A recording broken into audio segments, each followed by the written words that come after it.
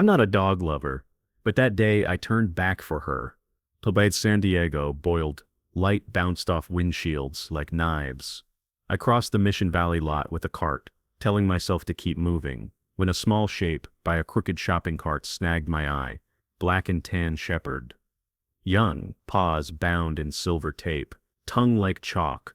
A wrinkled note fluttered from the handle, Luna, plus a smeared time stamp, 2:17 p.m., and a tiny heart. The tape had blue glitter stuck to it, like it had been yanked from a craft bin. Who tapes a baby like that and adds a heart? People slid past. A teen aimed a phone, then laughed. A guard leaned under an awning and pretended not to see. A sedan idled nearby with a child seat in back, cold air pouring from the vents while the driver scrolled. No one bent down. Her eyes met mine, clear, too calm, not a sound, just that steady look. I don't do dogs. I do quiet routines, lists, clean counters. My feet still moved toward her. Heat rippled off the asphalt. The air smelled like exhaust and sunscreen. A fly crawled over the tape at her wrists. I noticed a shaved patch on her neck, a pinpoint scar like a recent needle site. Someone had cared then stopped. Why? I checked the note again. Below Luna was a partial number, torn mid-digit. On the back, faint red ink bled through.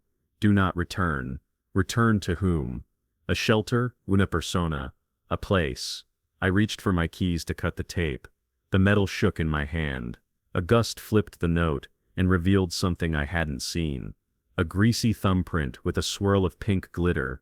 At that exact moment, my phone vibrated. Unknown caller. Local area code. It rang once, stopped, rang again. I looked from the screen to the pup. I answered. What I heard next and what was hidden under that tape will shock you. San Diego burned bright enough to make chrome glare like mirrors. I stood by my sedan in the Mission Valley lot, keys hot against my palm, telling myself that leaving was sensible. I have always kept distance from dogs, from fur on seats, wet noses, needy eyes, and the chaos that follows them home. I like order, clean counters, predictable evenings. Then a small shepherd tied to a crooked cart stared at me like a question I had dodged for years. Her black and tan coat dulled under the sun, tape pinched around her paws, edges sun-glossed, fur tugged tight. Her breathing came shallow, a thin lift, a thinner drop. A crumpled note tapped the handle in the breeze. Luna. The name felt simple and heavy at once. I told myself I had errands. The afternoon stretched like melting tar, shimmering like water beyond reach. My shirt glued to my back. The lot smelled like exhaust, sunscreen, fries, hot rubber, and something metallic.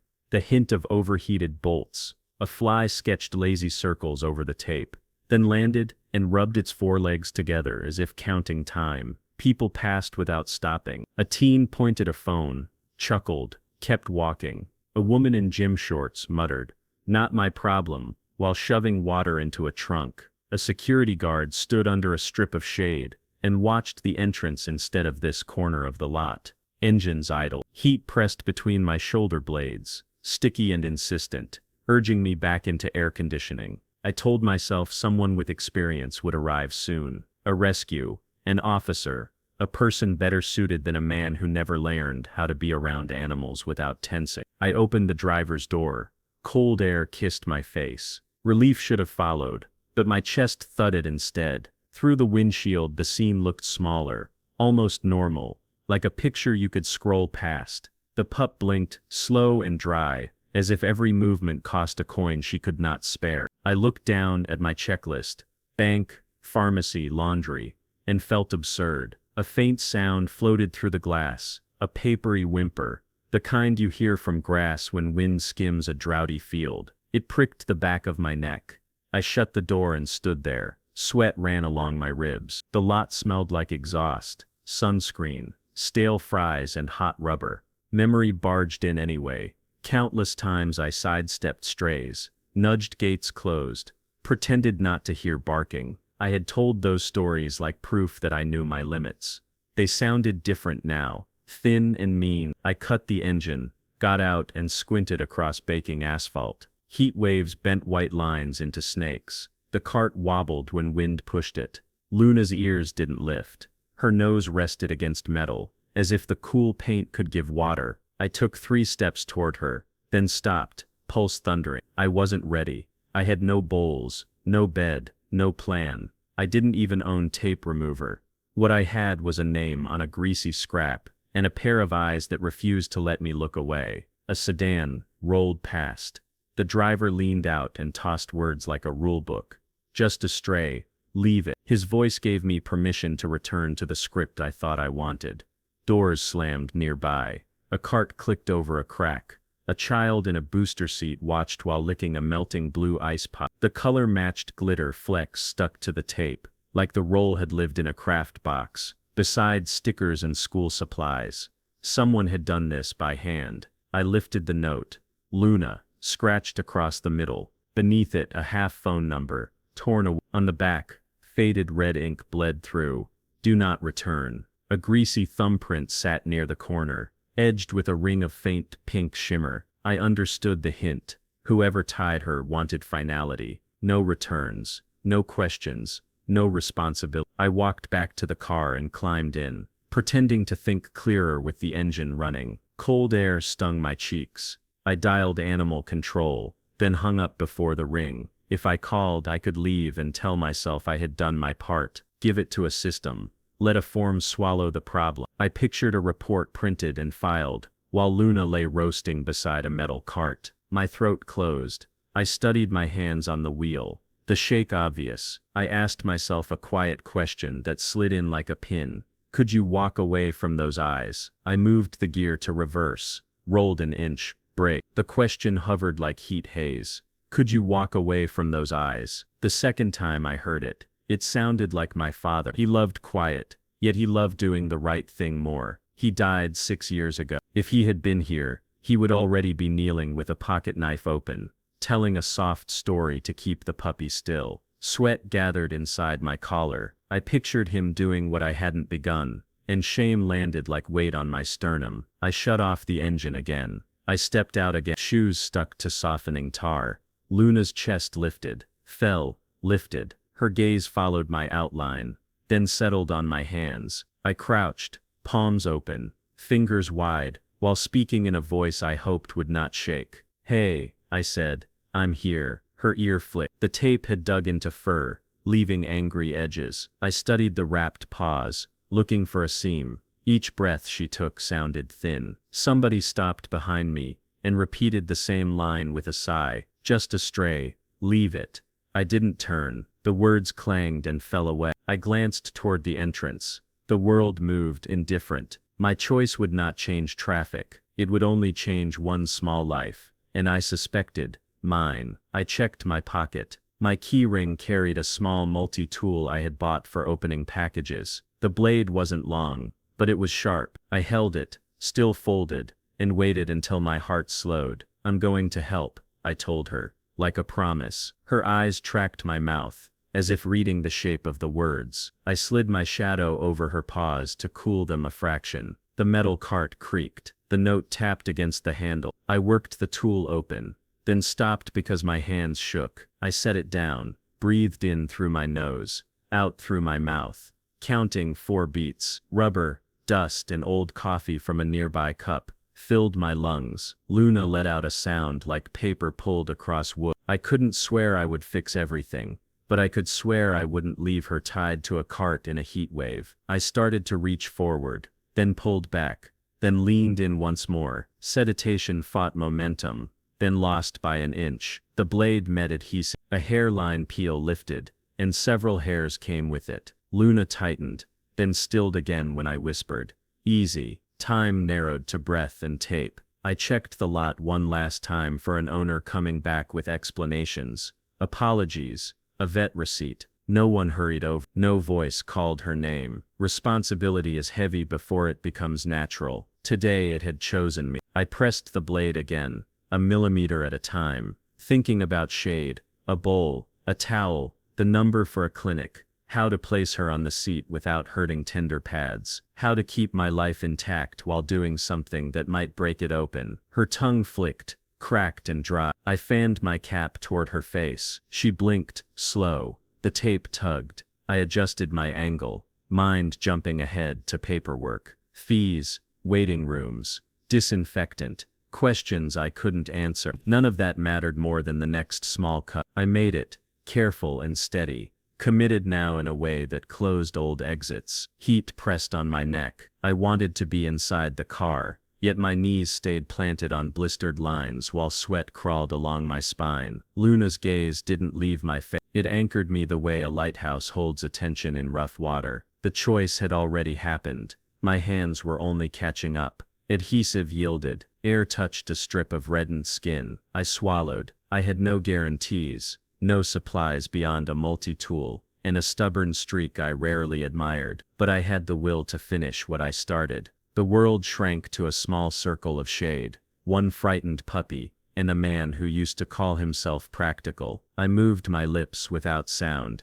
and then let the sentence out. We're leaving this place. I parked crooked across two lines without caring, hazard lights blinking while sweat ticked down my temple. My pulse hammered, yet a calmer voice settled under the noise, steady as a metronome. Move, be useful, breathe, act. Could you walk away from those eyes? The question rang, closing every escape hatch I had rehearsed, and something in me stepped forward to stay right now without any delay. But saving her was only the beginning. The blade slid under gray tape. My hands shook. I worked slow so I wouldn't cut skin. A few hairs tore free.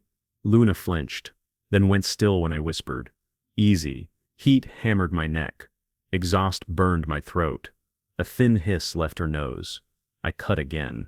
A strip lifted, revealing red grooves, pressed into small ankles. Glue clung to my fingers. Sweat blurred the edge. I kneaded. "Almost," I said. Her chest barely moved. "Don't touch it." Liability. The security guard called from the shade, radio at his shoulder. He didn't bend. He didn't call anyone. He watched.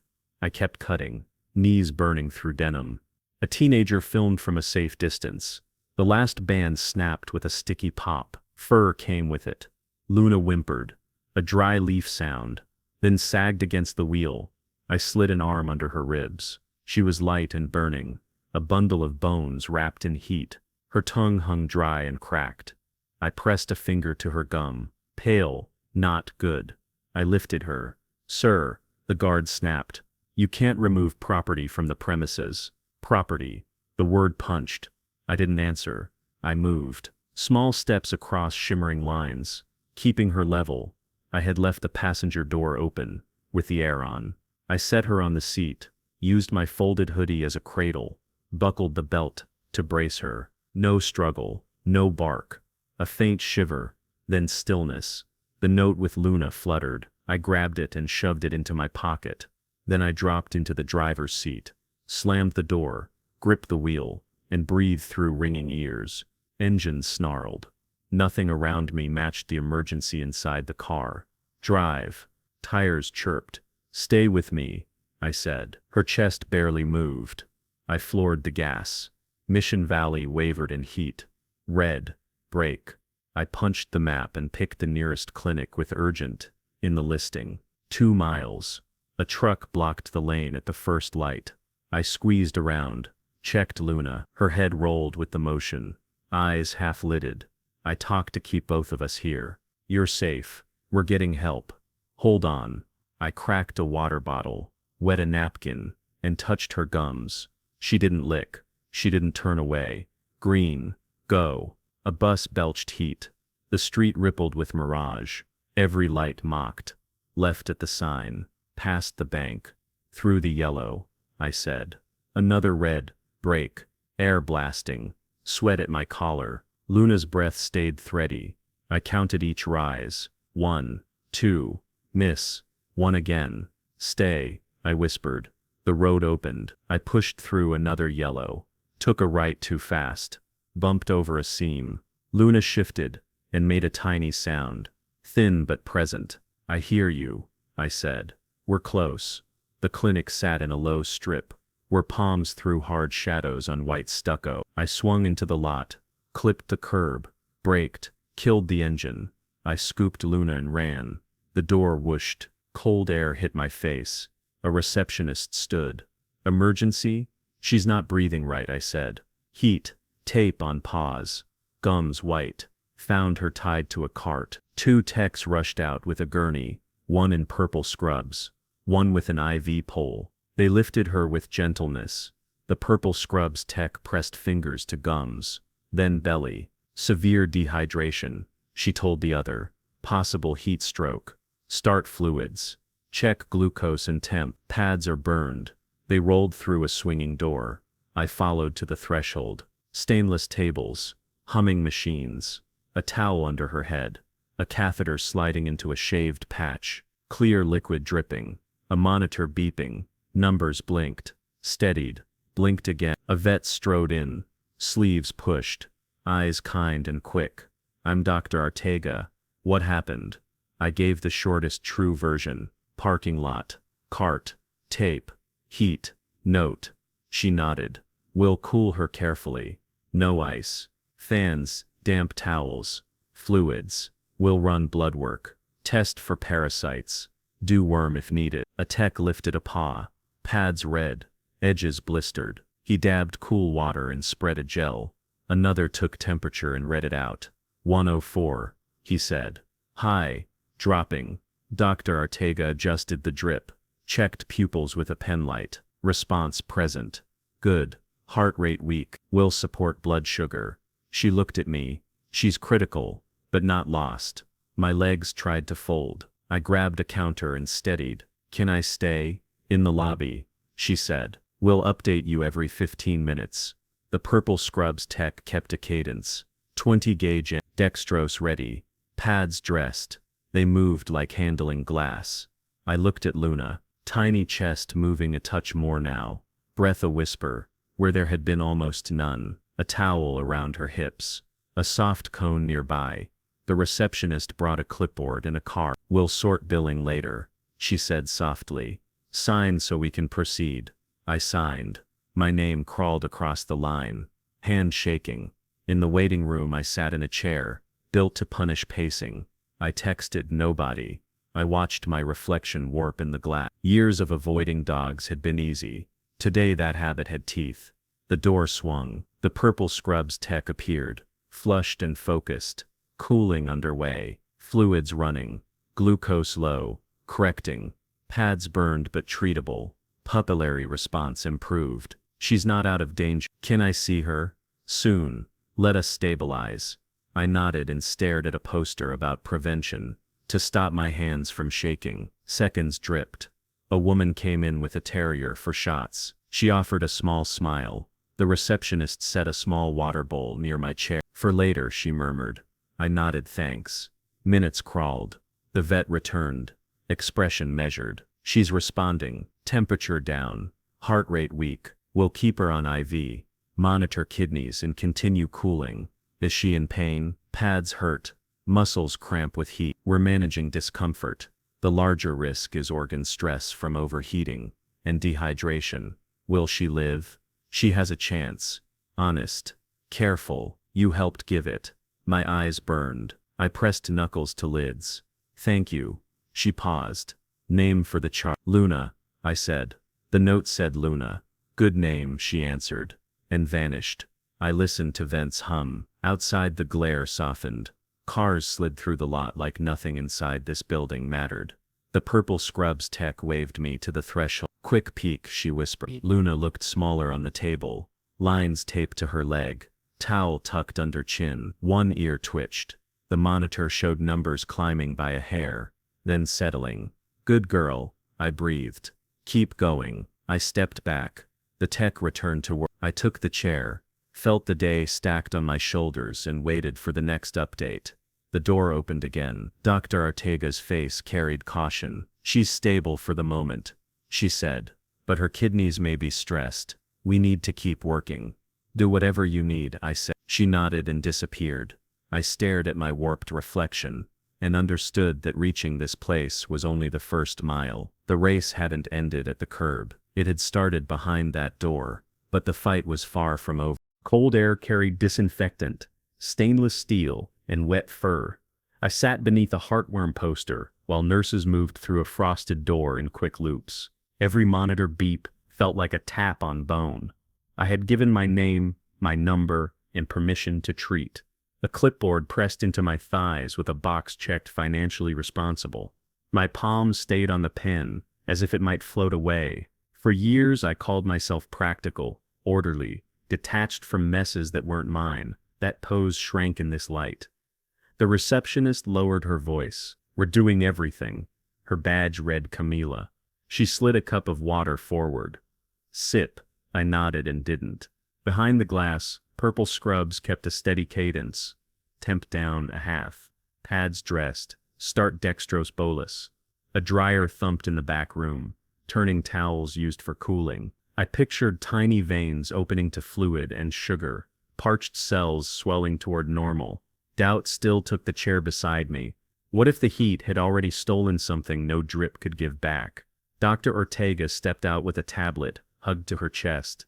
"Mike," I rose so fast the chair skidded. "She's more fragile than we hoped," the vet said. "Pad burns are deep. Blood glucose was very low. Temperature is falling though, and pupillary response looks better. She's critical, but fighting." Words snagged in my throat.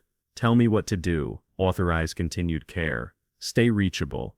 Keep calm if we call for rapid decisions." She turned the tablet to an informed consent page that explained heat stroke risks, kidney stress, and potential neurologic fallout. "We're cooling slowly to avoid shock. Pain is controlled. We'll monitor urine output and labs." I signed where the lines waited. My signature wavered. She touched the screen and nodded. "Updates every 20 minutes. The door swung, and I saw Luna for a sliver, a small body wrapped in damp towels. Leg taped to a line, tongue tucked, an oxygen tube near her nose. One ear twitched, then stilled. Shame arrived with old memories. The stray near my school that I ignored. The neighbor's dog that slipped a gate while I rushed to a meeting. I pretended not to notice and kept driving. Friends who asked me to help and got a polite joke. Those choices looked cheap under these lights. How many small cries had I stepped around while congratulating myself on boundary? Camila returned with a typed estimate. "This is a range," she said gently. "We'll call if we go over." I initialed and swallowed. "If I can't cover it, do you stop?" She shook her head. "We have an assistance fund. You're not alone." Relief loosened my spine a notch. I hadn't known was locked. A nurse with a buzz cut came out next. "I'm Ravi," he said. "She's tolerating fluids. Glucose rising.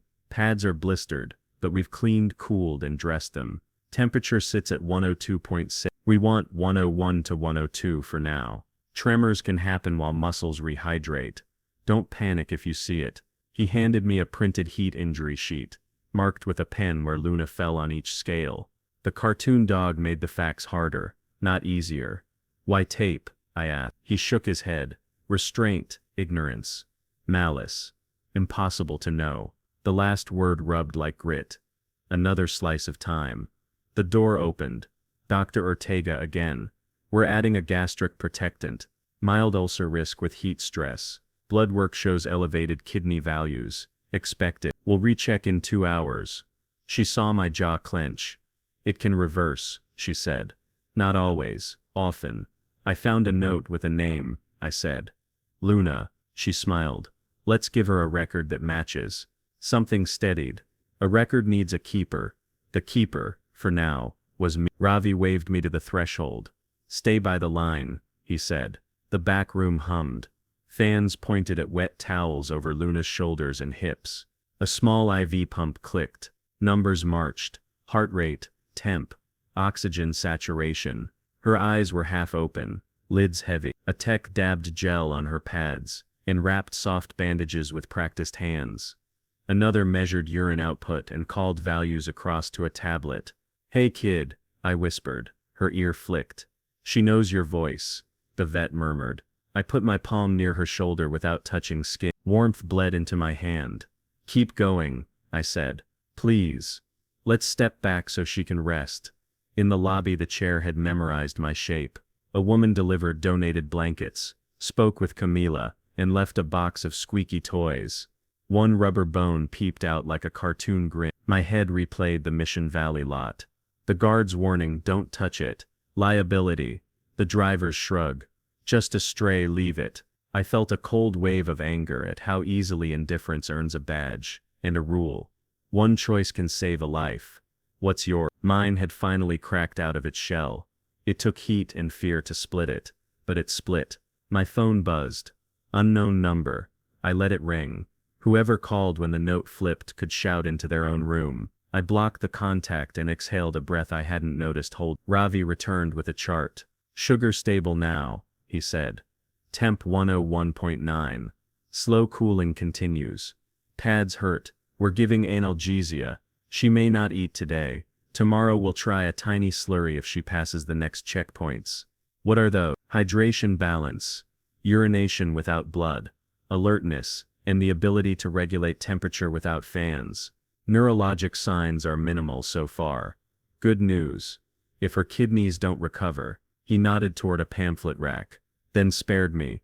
There are plans. We focus on now. Time stretched, then folded. Dr. Ortega returned, weary but bright. She is resting. Reflexes are normalizing. I'd like to keep her overnight. We'll watch for delayed complications. I nodded. Can I stay? She shook her head kindly. We dim lights, reduce stimulation, and monitor. Go home for a few hours. We will call if anything shifts. Home felt like a place built for another man. Still, I pictured simple steps. Cover the passenger seat. Find towels. Pick a soft bed. Set a bowl near the doorway so she wouldn't cross slick floor. I owned plates, schedules, and stubborn pride. None had edges that helped. Camila handed me a card with after-hours numbers, and the emergency extension. "Eat," she said. "Come back at visiting time." She paused. "You did the right thing." I nodded without meeting her eyes because tears were not on my list, and yet they waited. Before leaving, I asked for one more look. Ravi led me back to the line. Luna lay with a new towel, bandages neat, IV steady. A tiny tremor moved through her legs, and her breathing was deeper than earlier. I leaned close and spoke low. "I'm here. Keep fighting." The monitor ticked. Fans whispered. The room smelled like antiseptic and old coffee. She made a sound then, small and hoarse, almost a toy's squeak turned down. Hope flared, and fear came riding with it. Would she make it through the night? The call came late morning. "She's stable enough to discharge with strict instructions," Dr. Ortega said. Relief hit so hard, my knees went soft. I drove back to the clinic with a towel across the passenger seat and a cardboard box from the grocery store, the kind that once held nectarines. Heat pressed through the windshield. Palms ticked against a pale sky. I rehearsed calm words and failed to believe any of them. Ravi met me at the door with a packet. Oral fluids in tiny sips, recovery food, thinned by syringe, every few hours. Dewormer tonight, analgesic with food, no long walks. Keep cool, watch for vomiting, diarrhea, wobbling, or refusal to drink. He showed me how to draw slurry into a plastic plunger, then handed me a small cone, gauze, a tube of pad balm, and a measured bottle labeled with Luna's name. "Small bites of time," he said. "That's how we win this." Outside, the lot blasted heat. I slid the box onto the seat and braced it with a backpack. Luna didn't protest. She sniffed, blinked, lowered her head, and sighed. I drove slow, keeping turns along the Mission Valley roads, gentle. The trolley bell chimed from the tracks. A surfer wagon rolled past with boards strapped on top, windows down, a dog with a pink tongue flapping in the breeze. I kept my eyes forward and my mind on 3 tasks: shade, water, quiet. My apartment felt wrong the second I opened the door. No bowls, no bed, no plan beyond a folded blanket and faith. The air inside was thick, the kind of stale warmth that turns every movement gummy. I set the box in the living room, closed blinds, and aimed a fan across a damp towel draped over a chair. Traffic hummed from the freeway, a steady faraway river. The smell of dust lifted and drifted. I knelt beside the box. "Home," I said, and it sounded audacious. Luna looked up, ears tilted, then down again, cautious. I slid my hands under her ribs and hips and lifted slowly. Her bandaged pads hovered. I set her on a blanket, doubled into a soft nest, and tucked another rolled towel under her chest to raise her head. She took a shallow breath, then another, as if testing whether this place would hold. First feed. I mixed warm water into a spoon of recovery food, until it ran like thin paint, then pulled it into the syringe. Luna turned her head away at the first touch, lips pressed tight. Easy, I whispered. I dabbed a finger with the slurry and rubbed a tiny amount on her gum. Her tongue flicked. A beat passed. She licked again. I offered the tip and squeezed a small stream into the side of her mouth. She swallowed. We waited. Another slow press. Another swallow. I counted seconds between each push. Setback arrived fast. She coughed, gagged, and spat thin foam across the blanket. I froze, then wiped gently with gauze, lifted her head a touch more, and waited for the lurch to pass. She panted once, then steadied. My heart misfired for a full minute. I checked the packet. Small amounts. Slower. Keep cool. We started again, even smaller. By late afternoon we had logged a few sips, and 3 tiny feeds. I dabbed balm over tender pads, and wrapped fresh gauze where the old dressing had slipped. When she shifted, she winced, and I felt it in my own hands. Fleas speckled her belly like pepper shaken over pale skin. I used a comb the clinic had tossed into the bag, and dropped what I caught into soapy water. A narrow white worm wriggled in a stool later, proof that the dewormer wasn't optional. I double-checked dosing and marked the clock. Heat thickened. I turned off the oven I wasn't using, and the lamps I didn't need. Dinner could be crackers and apples. I lay on the floor beside her blanket, because chairs felt rude. She turned her head until her nose pressed the back of my fingers, then let it rest there. I didn't move. The window carried sirens fading toward downtown, and a gull's cry from somewhere impossible. Shadows slid across the wall like slow clouds. Evening brought the smallest victory. During a pause between feeds, Luna's tail ticked once against the blanket. Not a wag. Exactly, but something close. I pretended I didn't notice so she wouldn't spend 1 grain of energy on me. Silent joy spilled through my chest anyway. A few minutes later she lifted her head and nudged the base of my thumb. I scratched behind her goodie. Her eyes half closed, then opened, then closed again, measuring trust an inch at a time. Sleep came in shards. She made a sound and I woke. She shifted, and I woke. The clock lurched past midnight. I sent a thank you message to the clinic's general inbox, and promised updates. The fan hummed. The apartment smelled like damp towels, dust and canned food. I considered how fast a routine can be rewritten when a life requires it, and let the thought land without fear. At dawn the marine haze from the coast did nothing for the heat. We kept the window cracked, and the blinds low. Luna managed 3 slow laps from blanket to water dish, and back after I set a low bowl borrowed from my own cupboard. She drank, tiny sips, then sneezed twice, and flashed a confused look, as if the act surprised her. I laughed once, quiet and grateful. She leaned into my palm and let her full weight rest for a breath. For a second it felt like a pledge. Mid-morning, a neighbor knocked to ask about a package, and saw the scene over my shoulder. "New roommate?" he asked, eyes softening. "Temporary," I said. The word tasted hesitant, hopeful and protective at once. After he left, I carried Luna to the bathroom, and wiped her with a warm cloth, careful around bandages, soaking any stray flea dirt, until it dissolved. She sighed while I worked. Water traced her spine in narrow paths, and pooled at the towel edges. The day stretched. We fed on schedule. She kept more down. We had one puddle where I hadn't planned. I cleaned and moved the blanket to a fresh patch of floor. Her tail tapped twice this time when I returned, then stopped, as if she worried about promising more than she could deliver. I told her nothing more was expected. Staying was enough. Afternoon traffic thickened on the freeway, a faraway inside our world reduced to sips, breaths, and eye contact. I read the pamphlets again, and underlined warnings I didn't want to miss. Check gums. Watch for glassy stare. Evaluate balance. Keep note. I wrote times in a notebook I found under tax papers, and felt a strange relief at finding a use for the same neatness that had kept me distant for years. When sleep finally took her, it looked deep. Her paws twitched once in dream, and panic leaped until memory caught it, and set it down. Tremors can happen. I rested a hand near her shoulder, without touching fur, and whispered a thanks, that sounded more like a promise to keep trying. She breathed through it and said, as dusk cooled the window glass, I cracked the blinds to watch the color wash from orange to violet over the palms. Luna lifted her head for the first time without my help, and stared at the square of fading light, like she recognized the idea of evening. I offered water. She lapped 3 times, then tucked in again and exhaled, a soft sound like relief finally getting a seat. Outside, the trolley bell chimed faintly, and distant traffic washed our walls like surf softly.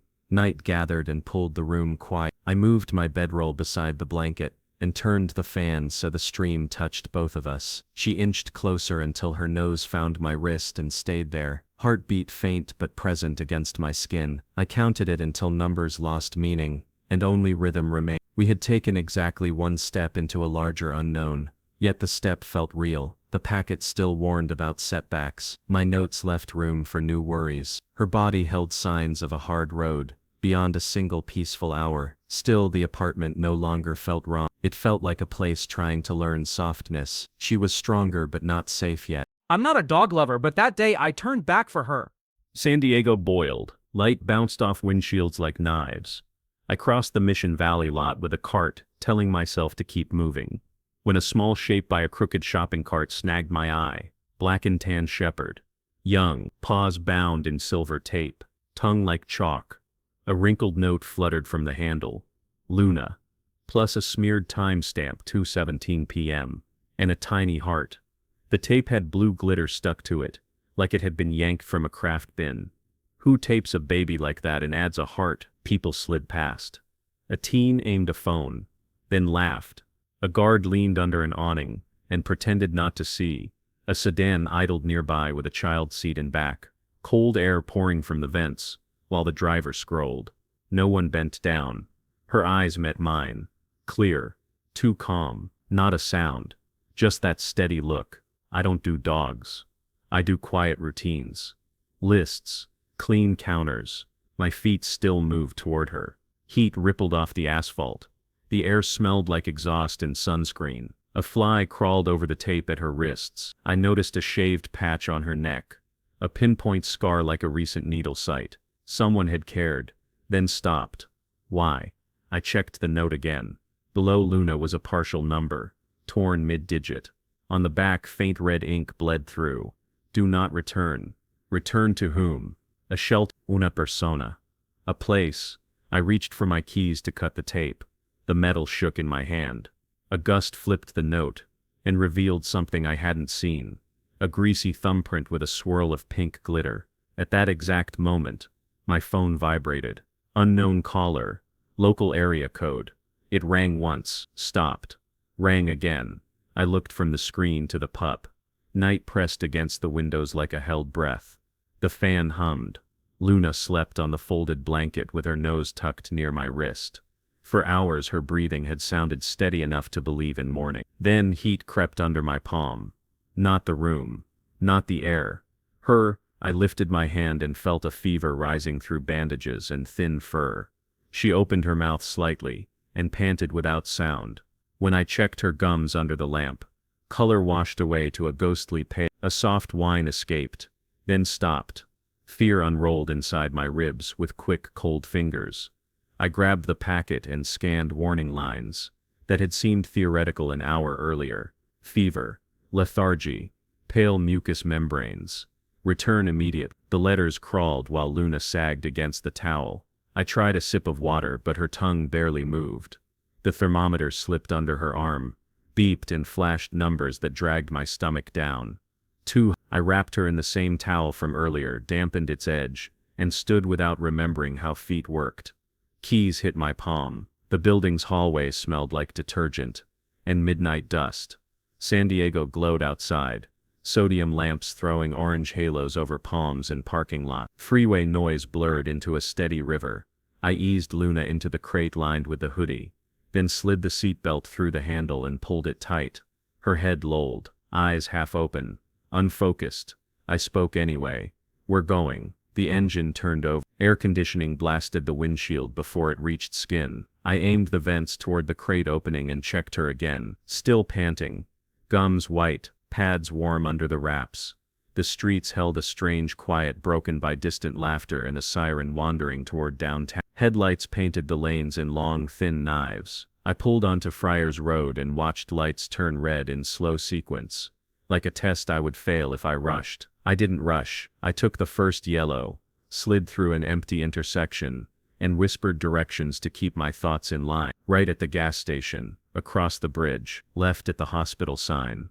Another right near the row of closed storefronts with tinny music leaking from a bar.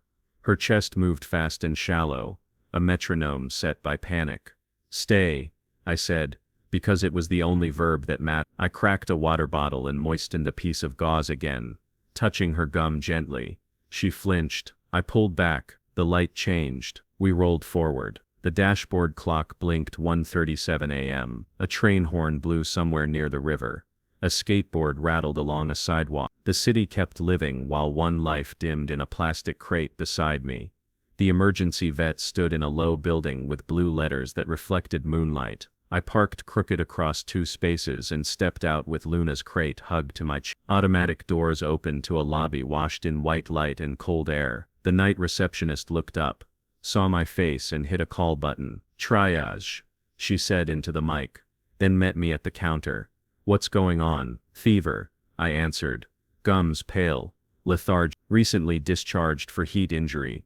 Name on file Luna.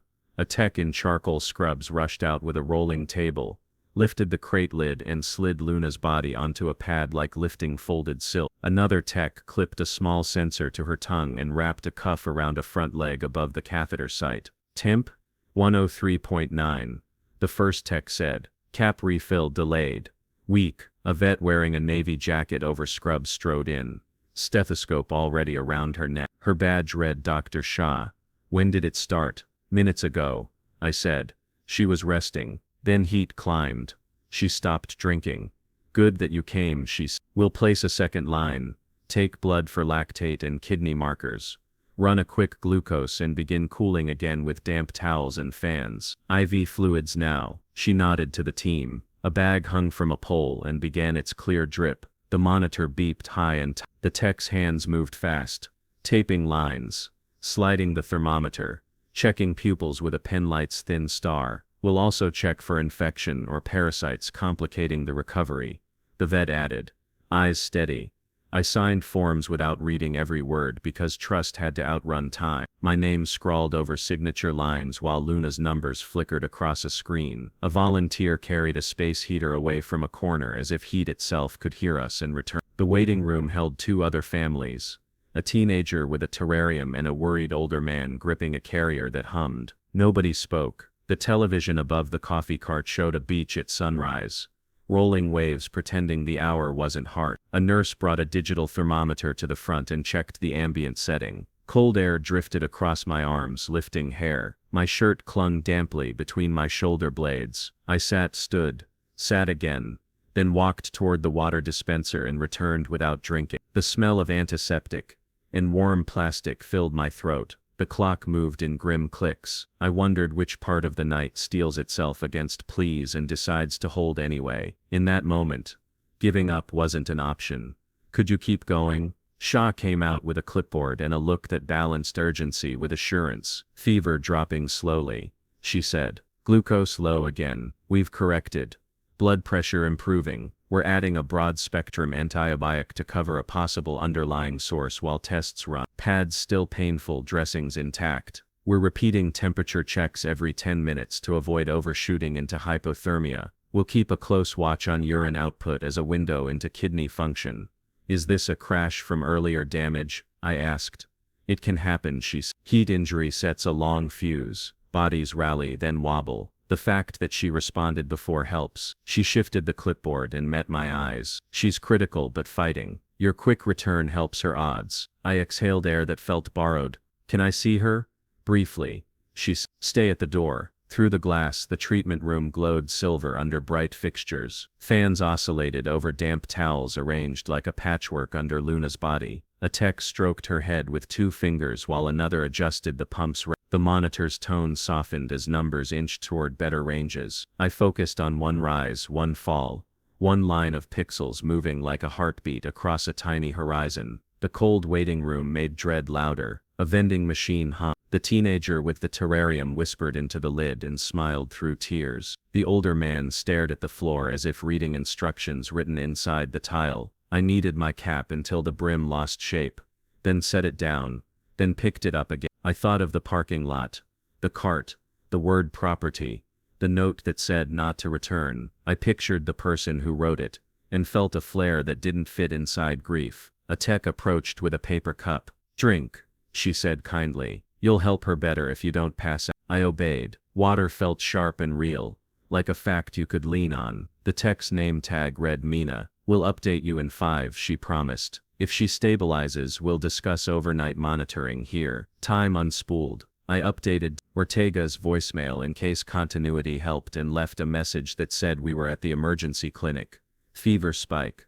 Fluids, antibiotics, cautious hope. Words shook anyway. I sent a text to no one, and deleted it. Outside, a train clattered over a crossing and sang a low note through town. Inside, the monitor's voice rose, dipped, rose again. Dr. Shah returned with small changes that felt like fireworks. Temperature coming down, heart rate steadier, blood pressure acceptable on fluids. "We'll maintain this plan for the next hour. If she keeps responding, we'll lighten stimulation to let her rest." She studied me. "You did well to read the signs. Pale gums are a loud message."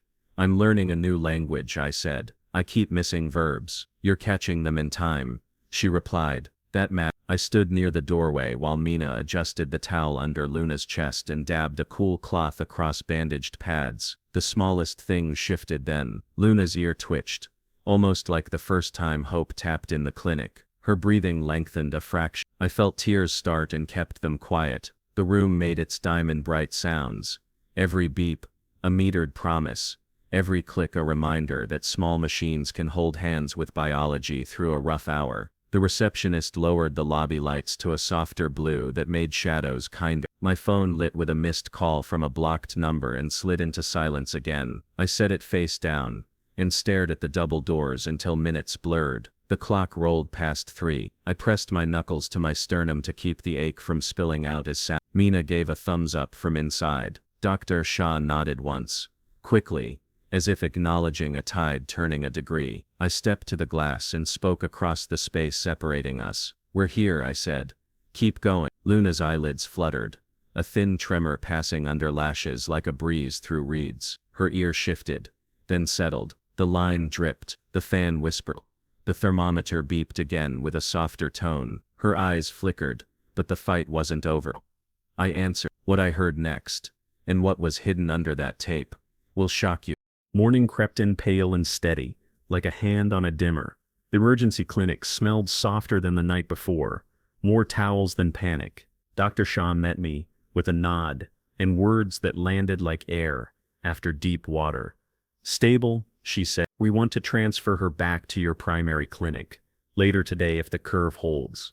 Mina adjusted the IV, then tilted the fan so it kissed Luna's bandaged pads. Numbers on the monitor drifted toward ordinary, not perfect, but human. I exhaled so slowly, I felt lightheaded and braced my hand on the counter to stay upright. They let me stand at the door while Luna rested. The room glowed in thin silver from the fixtures, a quiet ship at anchor. When I whispered her name, an ear twitched. I pressed my palm to the glass and said, "Good morning, brave girl." Mina smiled without looking up from the pump. "She knows you," she said, and I clung to that sentence like a rope. By noon the ambulance van carried us across Mission Valley. I rode up front with a paper cup of bad coffee and a small box of discharge instructions. Through the rear window, I saw a corner of Luna's crate and the steady blink of a portable monitor. Palms rattled the roof with shadows. Traffic edged forward in patient bursts. Sun pressed hard, but not like last time.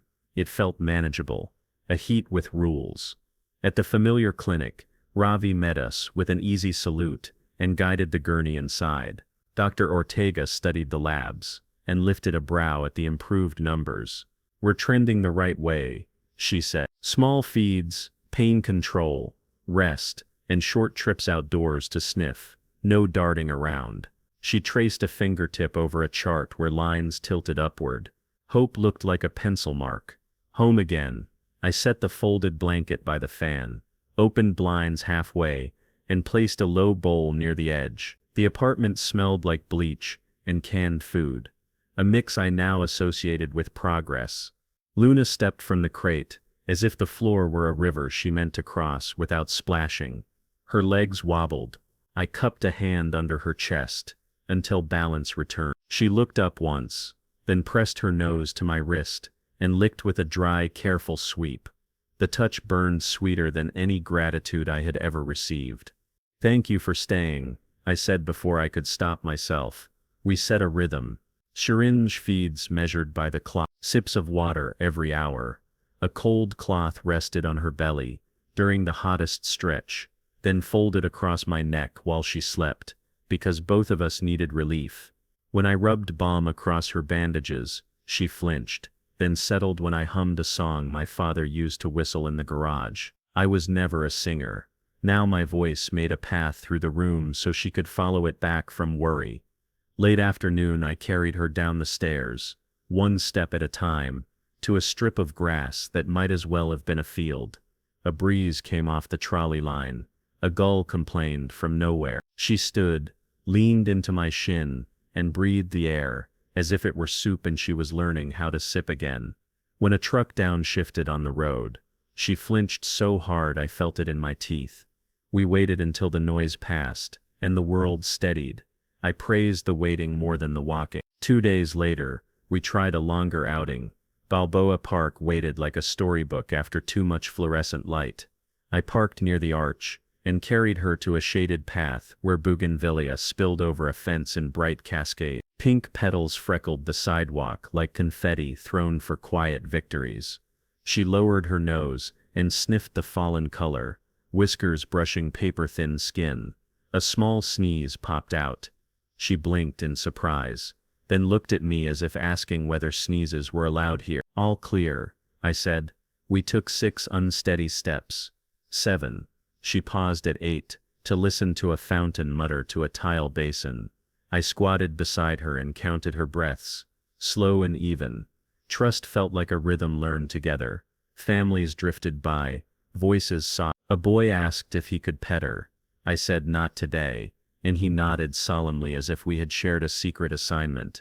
A violin sang from a gazebo in a tune that made the afternoon feel stitched together. Luna leaned against my calf with more certainty, eyes half closed, soaking shade and sound, and the smell of soil warmed under sun. When a stroller wheel clacked over a seam, she startled, then sought my hand and pushed her head into my palm. I rubbed the base of her ear until her shoulders loosened. "Good," I murmured. "I'm here." Back home she curled on the blanket, and watched me move around the kitchen, head tilted like a mechanic listening for a rattle in the next room. I sliced apples, ate over the sink, and set a tiny portion of plain chicken to cool. She licked a few threads from my fingertips, then rested her chin on my shoe. The apartment still rang with freeway noise and the fan's endless push, yet the space no longer felt lonely. The list maker in me drew a schedule on the fridge with magnets, then laughed because the clock had already taught us that needs beat plans. Parasites continued their dull campaign, but lost ground. The second dose of dewormer did its work. The comb cleared more fleas into soapy water with fewer specks each pass. Pads healed under fresh gauze, ringed by neat tape and hope. When she dozed and twitched, I named the twitch a dream of running and forgave the ship. When she whined at a distant motorcycle, I touched her shoulder with 2 fingers, and counted to 4 with each slow breath, until the sound faded. Balboa Park became our place in small doses.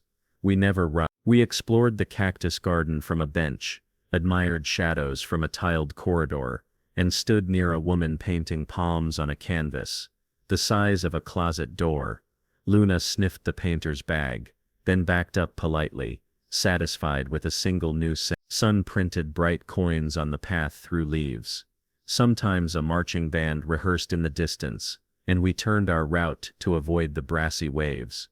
Other times the park held a soft hush, and we walked like two people reading the same page in a thick book. At night she chose to sleep beside my mattress, instead of her own blanket, as if proximity could paint additional safety. Once during a thunderless heat crack that split the sky, she sprang up and scrambled, nails clicking on wood, eyes. I caught her chest in both hands, and let her feel the shape of calm through my palms. "Still here," I said, and stayed like that until her weight agreed to lie down again. Minutes later, a warm tongue touched my knuckles once, deliberate and shy, as if she had signed her side of a small contract. San Diego helped. Evenings brought breeze that took the edge off sidewalk. The sky learned pink, then roses, then a violet almost blue, and every shade seemed designed to show a black and tan coat at its best. Bougainvillea draped corners like curtains. Petals stuck to our shoes and came home on the blanket. I found one dried and folded it into the clinic folder behind her vaccine schedule, a pressed leaf of luck. Lingering fears stayed honest. Loud engines pinned her to the ground. A skateboard's rasp made her crouch with a low tremor running from shoulder to tail. When neighbors cheered at a game on TV, she tucked behind my calves until the living room settled. Trust grew, but it grew like a vine in a courtyard, curving around obstacles, taking hold where the light was gentle. I learned to speak softly before turning on the faucet, to announce my approach with a word even in the same room. I kept the doorframe clear, so she could pass without brushing a bump. One late afternoon, we sat beside a flower bed near the museum. A gardener hosed dust from a low wall, and the spray released a clean scent that pushed memory away from burnt rubber toward wet earth.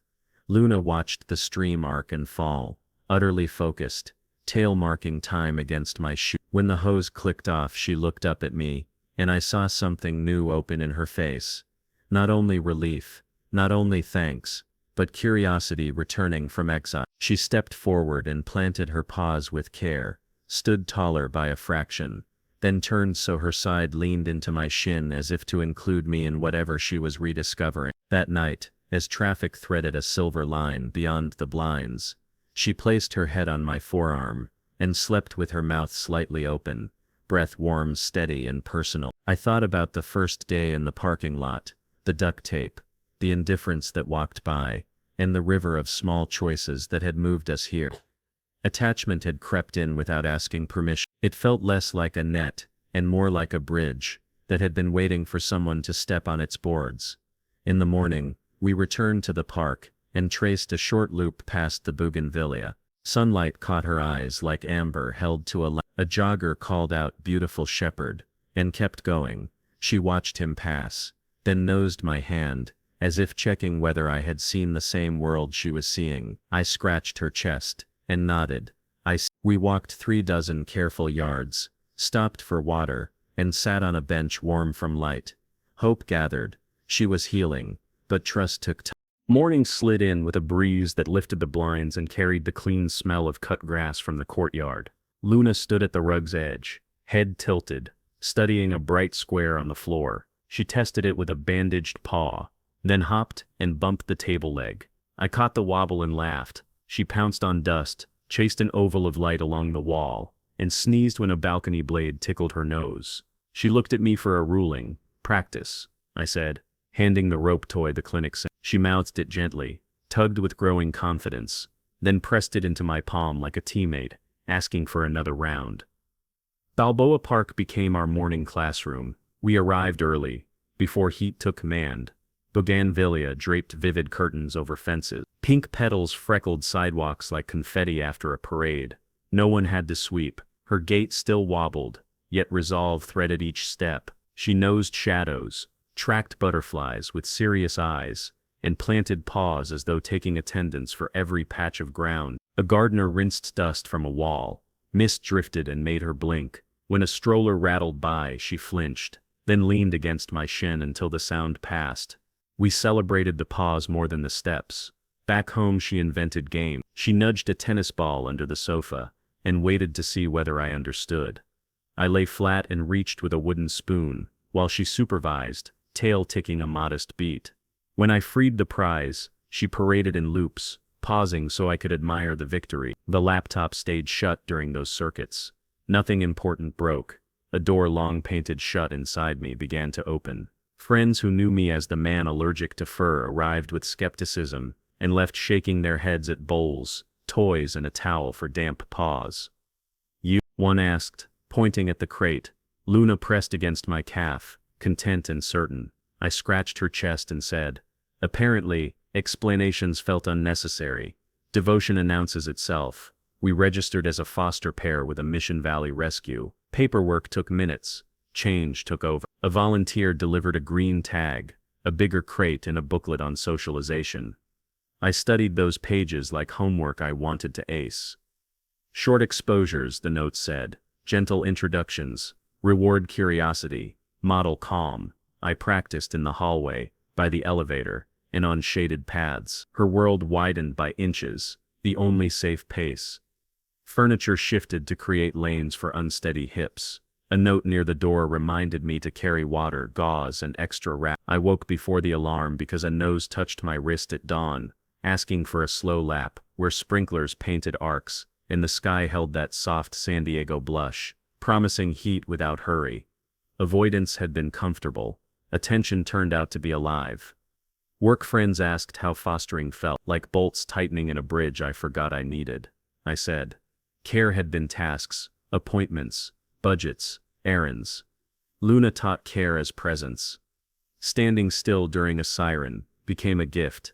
Kneeling to fasten a fresh wrap felt like prayer. Buying lint rollers turned into a private joke that erased old rules. I had drawn borders a small shepherd crossed them and stayed. We took short car rides so the vehicle would stop, meaning emergency.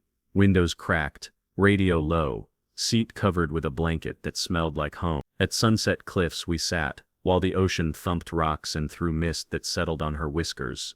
Back at Balboa Park, she trotted after her stretched shadow across tide. When a skateboard rattled near, I knelt, let her watch from the crook of my arm, and praised each calm breath until the noise passed. Progress piled up like pebbles on a windowsill, small and satisfying. Neighbors began greeting her by name. The mail carrier kept biscuits and requested updates. A volunteer spotted us near the museum, lifted a phone and said, "Listing photos." Luna tilted her head at the camera like a celebrity, considering autographs. When the pictures went online, inquiries arrived from families with kind faces and tidy yards. I reviewed each application as if it were a map to treasure. Everyone looked acceptable on paper. None of them smelled like our living room. That night I lay beside her crate and listened to her steady breath. I pictured two futures, children tossing a ball in a yard while she raced clumsily after it, or a quiet office where she slept under a desk and rose for stretch breaks. Both sounded beautiful. A sentence surfaced, plain and true. Fostering changed me. Who could it change for you? It wasn't a slogan, it was a doorway. It opened onto a road I wanted others to walk. More small wonders followed. She learned sit, trading a bit of chicken for a heartbeat of stillness. Stay arrived, shaky but proud. Gentle taught her to take treats like a diplomat. She met a calm retriever, and performed a careful dance that ended with both dogs sharing shade. Cardboard became festival material. A tissue box exploded into confetti beneath triumphant snorts. She discovered the elevator's bell didn't bite. She learned that a hand on her chest can anchor a heart during an uneasy hour. Applications kept coming. Volunteers checked fences, jobs and schedules. I brushed her coat until it shone, then watched her doze with her nose pressed to my knee. The rescue asked how attached I felt, as if attachment were a dial I could turn. I answered carefully. I wanted the best outcome. I wanted safety, laughter, long walks and grace. I also wanted to keep waking to that nose at my wrist. They thanked me for honesty and reminded me that the final choice would sit in my hands when the right candidate appeared.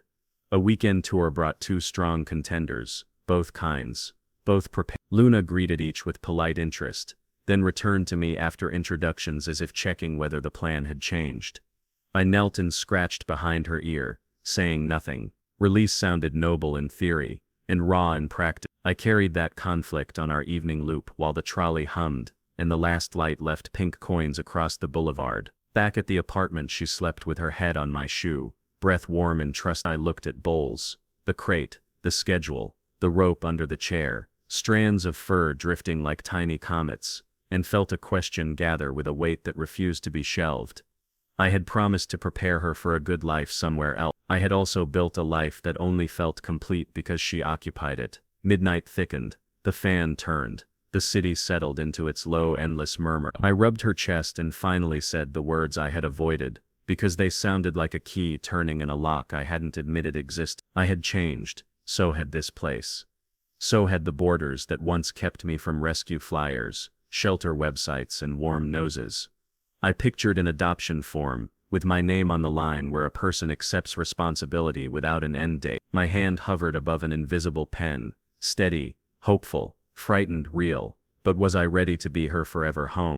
The Mission Valley Rescue Center hummed with quiet purpose. The morning I carried Luna inside, the building smelled of disinfectant and hope. Posters lined the walls with bright-eyed pups, under banners, reading "Second Chances Begin Here." Volunteers moved with practiced calm, clipboards in hand, dogs trailing behind on bright leads. I held Luna's leash in one hand, a folder of vet notes in the other. She wore a new green collar the rescue had fitted, the silver tag freshly engraved, Luna, San Diego, home. The word home glinted when the lobby light caught it. The adoption room was modest. 2 chairs, a desk with a stack of contracts, a jar of pens chained by string. A coordinator slid the forms across to me. "This makes it official," she said. Her tone balanced professionalism with warmth. My hand trembled once, then steadied as I wrote my name where it asked for adopter. The letters didn't wobble, they carved themselves into the page like a vow. I initialed the medical plan, emergency contacts, liability lines, then stopped at the section for name. "Luna," I wrote, slow and deliberate, like drawing a map to somewhere that had always existed. While I signed, Luna explored the corner with careful steps, sniffing the baseboard, sneezing when dust lifted. She circled back, pressed her head to my shin, and sat. The coordinator smiled. "Looks like she knows," she said. I nodded. "So do I." Paperwork completed.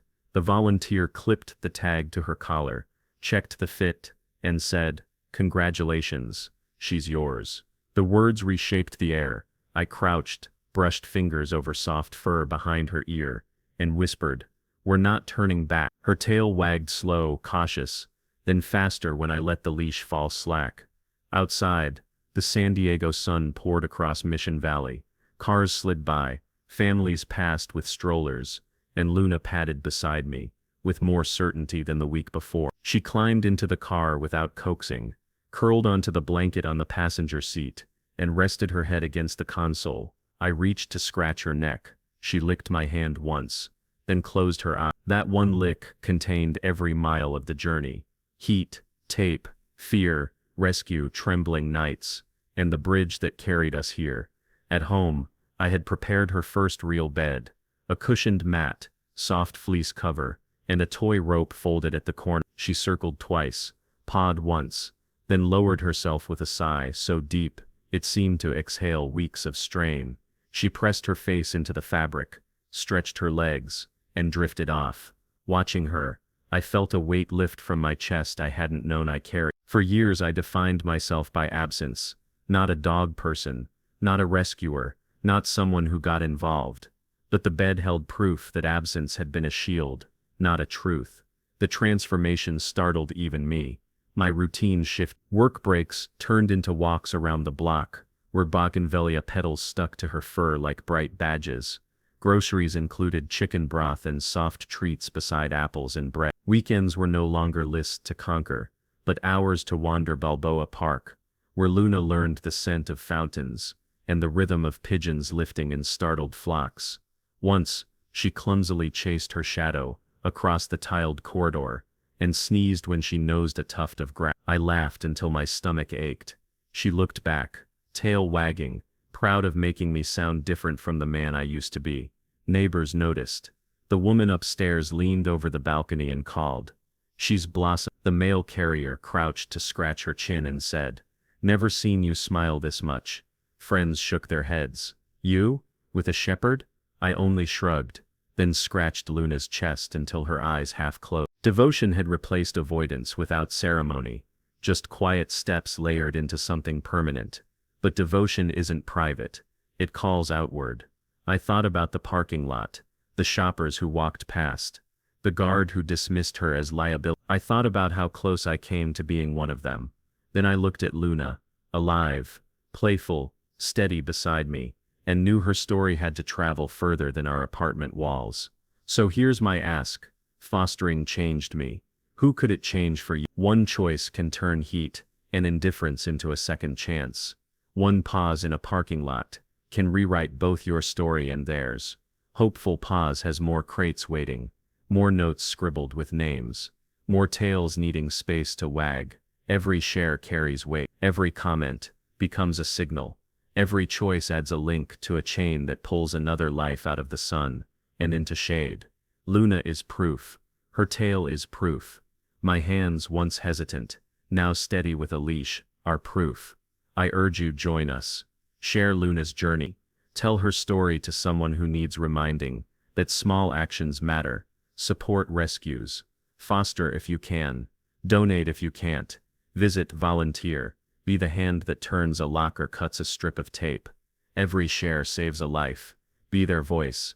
That evening, I lay on the floor beside her bed. Luna shifted, pressed her back into my side and curled with a sigh that belonged to someone finally home. I whispered the words into the quiet so she could carry them into sleep. We're home. Her tail wagged once, then twice, and kept time with my heart.